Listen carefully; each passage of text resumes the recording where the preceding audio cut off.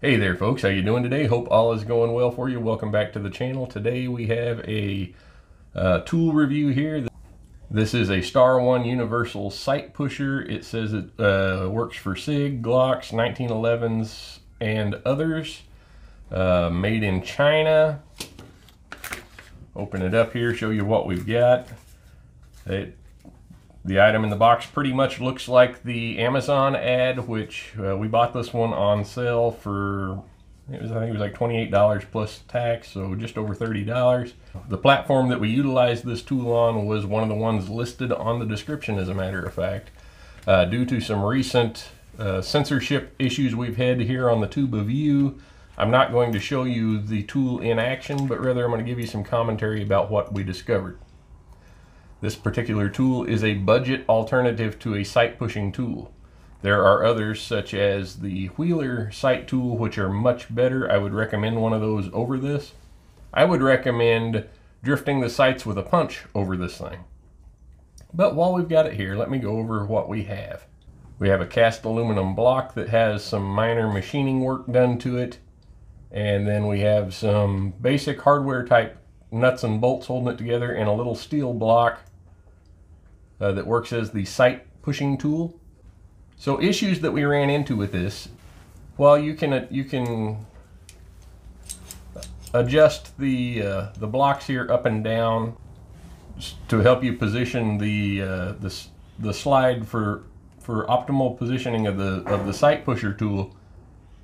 It really didn't work that well. No matter where you put them, they scooted around. You couldn't tighten this little plastic nut down tight enough to keep it from moving. And it just seemed kind of crude and ill-fitted at best. It's not a precision instrument. That would have been okay had it worked all right, but the issue we ran into is, if you'll notice here, you have these radiused corners. And what happens is those radiused corners prevent, here, I'll push it over off camera. The metal block is approximately 3/16, maybe not quite a quarter of an inch from the edge of the block there. And it limits the space that you have in here to work the tool back and forth. What that equates to in real world is that while the tool worked fine for drifting the dovetail sight on the platform that we were operating with, there's not enough movement side to side when you have everything centered up here in the middle to push it completely out, which wasn't a big deal because once you get it about 3/4 of the way, you can wiggle it out by hand. The issue came from trying to reinstall the new sight. There's no way when you have the platform, when you have the slide mounted here in the middle, that there's enough clearance on the side to set your sight blade in and line everything up to push it in. So what I wound up having to do was start the sight manually, and then I was able to adjust it using this block.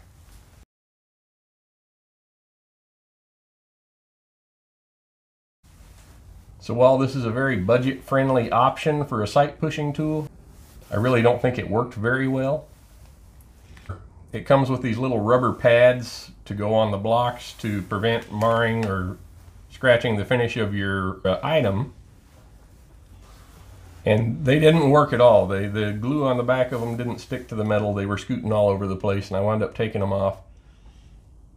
There were no instructions that came with this. However, the website did indicate that you should wrap whatever it is that you're pinching in the vise here with a paper towel to prevent damage, and that probably would have worked better than these little blocks.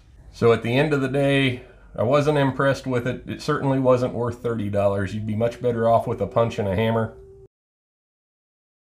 So if you're looking for a budget-friendly sight pushing tool, I would avoid this one. It's pretty easy to spot on Amazon. I think they sold it under 3 or 4 different names, but they all look to be about the same thing.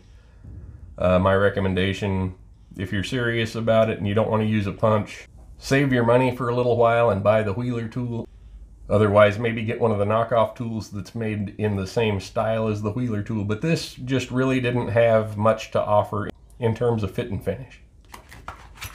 So it's going back to Amazon. I just can't justify this thing taking up space in my workbench. I hope you got something out of this. Let me know what you think. If you've used one of these and you think it's the greatest thing, put that down there. If you've used one of these and you think it's terrible, you know, let us know, but I can't give this tool a good review. As I mentioned before, because of recent censorship issues here on the TubeAView, I'm not going to demonstrate how this works in real time because I don't want to get another channel strike.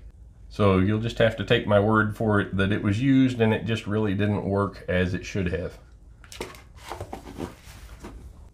Anyway, that's all I've got for today. Take care. God bless.